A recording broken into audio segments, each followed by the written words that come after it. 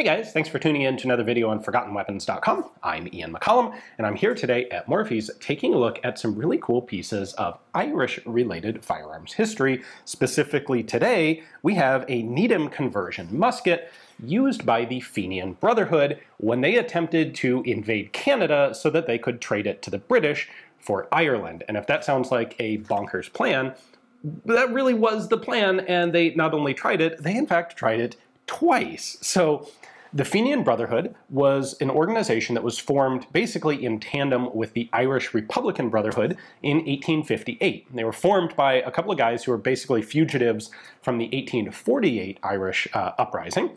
The Fenian Brotherhood was the American arm, the Irish Republican Brotherhood was the Irish arm. And these were organizations with the stated intention and goal of obtaining Irish independence from the United Kingdom, from the British. And there were some debates in this organization about how to go about it. There were some who wanted a revolution and an uprising in Ireland. There were some who wanted, in fact, the Fenian Brotherhood in the US thought that what they could do that would work really well is let's invade Canada, we'll capture it, and then we will trade it to the British diplomatically in exchange for an independent Ireland. What could possibly go wrong? This sounds like a great plan. Simple, effective, wonderful. Well, first off, their plans were kind of interrupted by the US Civil War. The Fenians were, from the beginning, an armed group, and they ended up participating in the Civil War. These were Irish Americans in the United States, and the Civil War actually served to spread the ideology, the idea, and it turned a lot of these potentially armed but inexperienced invaders. They were literally invaders later on, but it gave them a bunch of actual combat experience in the US Civil War. The idea spread throughout other units, different units in the Civil War. There were, of course, a lot of Irish Americans in the United States at this point. This was a huge group of immigrants that had come in. And they often had pretty darn close ties to Ireland, pretty recent ties to Ireland. So after the Civil War is over, they decide to actually make good on this plan. And in November of 1865, they've got enough financing to go buy 7,500 essentially surplus 1861 and 1863 pattern U.S. Army muskets. And they end up getting mostly muskets made by the Bridesburg arsenal or factory that look basically like this, except they were percussion, single-shot, muzzle-loading muskets. And in April of 1866, they form up and they invade Canada, or at least they try to. They encounter a lot of problems. So first off, they shipped, the idea was to send troops over the border at a bunch of different positions in the northeastern US.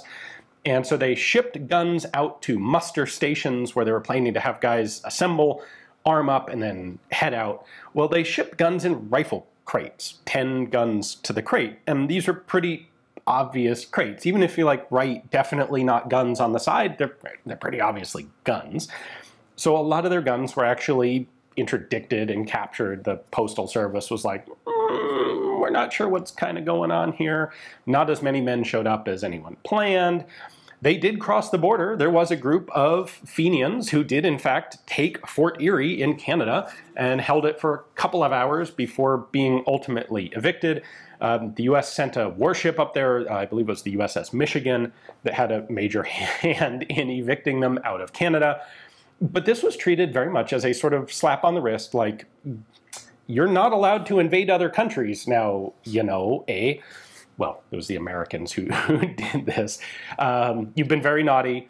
We're going to take your guns, and you have to go home. And apparently the U.S. actually purchased railway tickets to send a bunch of these guys back home after pulling them out of Canada. It didn't work, obviously. The Canadians knew this was coming. They had intelligence about it. It was a complete flop, frankly. But what's really interesting is, at the time, President Johnson, the president following Lincoln, was engaged in a pretty hardcore political battle against the Republican Party, and he needed all the support that he could get. The Fenians were kind of pissed that their plan hadn't worked and that all their guns had been confiscated by the army, and they threatened to withhold Irish American political support for President Johnson unless they got their guns back. And by the end of 1866, Johnson capitulated and returned all of their muskets to this force that had tried to invade a neighboring foreign country, had invaded a neighboring foreign country. They gave them their guns back in exchange for, hopefully, political support. It's unclear how exactly that worked out, but they got to work coming up with a plan to do it again. But this time, they were going to do it better. They were going to improve the guns. Obviously, the muzzle loaders were on the way out. By the end of the American Civil War, it's obvious there's lots of development of metallic cartridge firing guns that are just way superior to the old muzzle loaders. They shoot faster, the ammo's better, everything.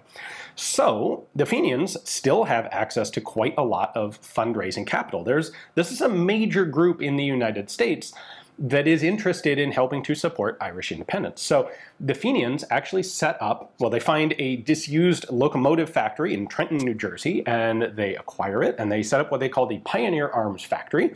And by 1868, they're underway converting their muskets into breech-loading rifles, using specifically the Needham conversion. Now, interestingly, the foreman of this factory was a guy named Alfred Cole, whom the name isn't that substantial, that significant, but his assistant was a German immigrant by the name of Hugo Borchardt, who went on to have a significant later career in firearms development with, say, the Borchardt pistol and the Sharps Borchardt rifles. Anyway, the Fenians chose the Needham conversion as a cheap and effective way to convert their muzzle-loading muskets into breech-loading cartridge rifles. Now, the Needham conversion was patented by a guy named Joseph Needham, and he submitted this to both United States and United Kingdom military tests.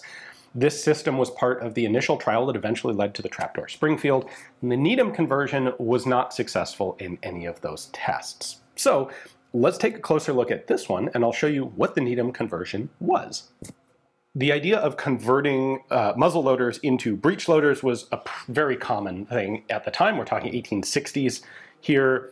Basically everybody in the world had large stocks of old single-shot percussion muskets, muzzle-loading muskets, and now that metallic cartridges are clearly the way of the future, well, how do we just convert those old guns and avoid the cost of building complete new rifles? And the answer is you take your musket, cut off the barrel somewhere like right here, add on a breech-loading receiver assembly.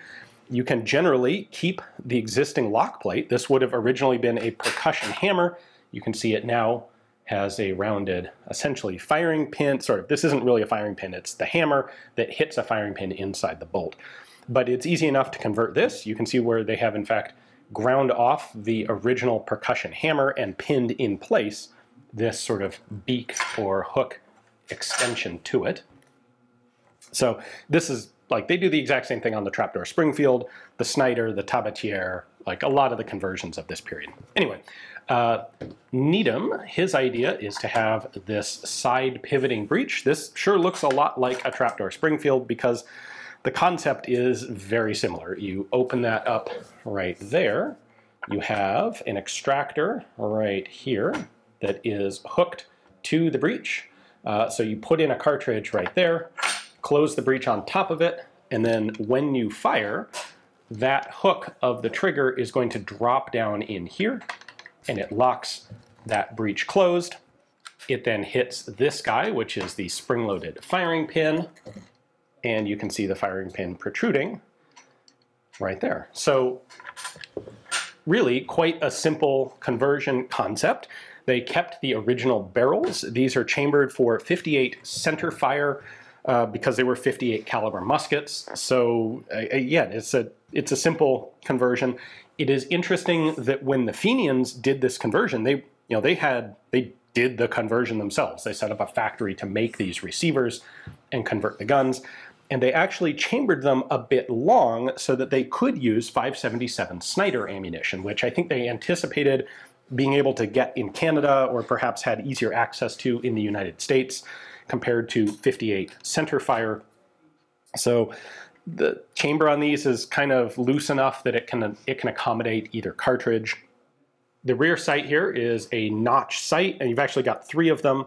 You have a 100 yard here. You have a 300 right there. You can see the three very small right there, and a 500 yard right there, and you just lift up whichever one you want. So that's 5 typical barrel bands. You can see the remnants of a US stamp, because these were all originally US surcharged military muskets. There's the original front sight that they just reused. The lock plate, of course, is marked US, 1865, and Bridesburg was the manufacturer of most of the Fenian guns. There are a couple of marks that you will often, although not always, see on these guns.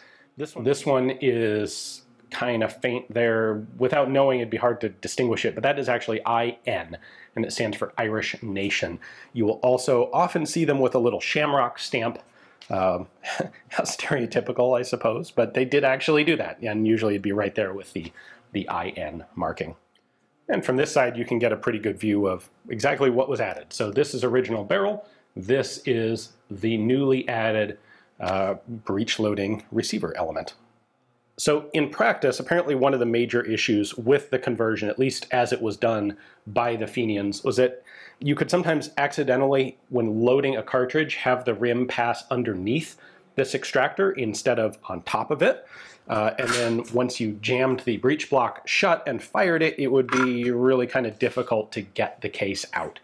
Because, like, man, if you manage to miss that extractor, the chamber is kind of deep inside there, and you don't have a good way to get a knife or some sort of pry element in there. You'd have to pull the ramrod and use the ramrod to try and knock out the empty stuck case. And that kind of defeats the purpose of having a fast-firing breech-loading rifle. All right, so back to the Pioneer Arms Factory. They're converting these muskets into breech-loading rifles. A lot of the muskets are not in great condition. They were held by the US Army for a number of months, of course, after having been in the field, after having been fired, without having been cleaned. A lot of stuff. Like, the factory's more concerned with the breech-loading conversion than it is with making these into guns that would pass, say, military acceptance standards.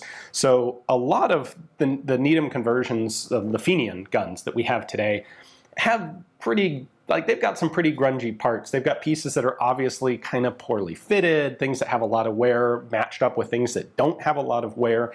This was put the guns together into stuff that works.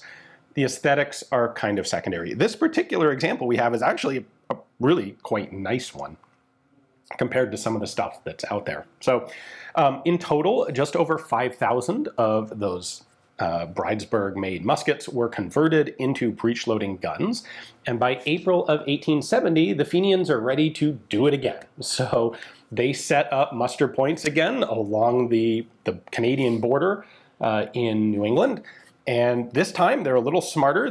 Most of the stocks of these have been sporterized. Well, the stocks were cut so that the stock is the same length, essentially, as the barreled action, so that they could pack these guns into crates that were definitely not gun crates, to make them a little more inconspicuous in shipment. The problem is, in 1870, they again have a lot of problems. Biggest one is just that turnout wasn't what they expected. They were planning to have thousands and thousands of men show up for this invasion. They get 800 to 1,000 total, and those are dispersed across a bunch of different planned invasion points. These are guys who don't have any experience with their new rifles. The guns were shipped to the muster points, and essentially the guys who did show up, they showed up, they got a gun out of a box, like, take a look at it, I guess you'll figure out how that works, and off you go into Canada.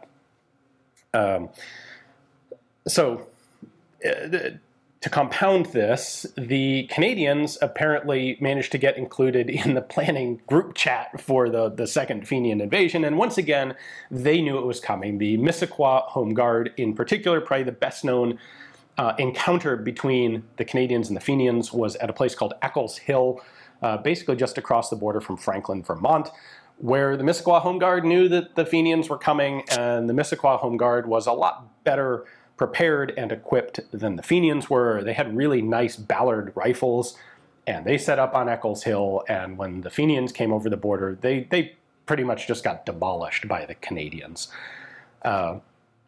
The attacks fell apart. The Fenians had a lot of problems with their rifles, As I said, there are issues with potential extraction on these. The ammunition was sort of a mishmash of stuff that was available. The workmanship on the conversions wasn't great. The conversion itself had flaws. So the Fenians failed pretty dismally. Their commander, a guy named O'Neill at Eccles Hill, was arrested by a U.S. Marshal towards the end of the battle. Once again, the Americans step in and help the Canadians extract these guys out of Canada. There are once again not really very many serious consequences for the Fenians. O'Neill is charged criminally, but most of the guys, they just kind of get to go home. But this time they didn't get their guns back. The army once again confiscated all of their guns a second time. This time they went to Watervliet Arsenal, where they were sold. Instead of being returned, they were sold as essentially government surplus in 1871. And that is why we have a lot of them, not a lot, but that's why we have at least a couple hundred of them circulating in the American collector market today, because they weren't destroyed. Like if this sort of event happened today, you know, the army would confiscate the guns, a lot of people would probably go to jail, and the guns would all get destroyed.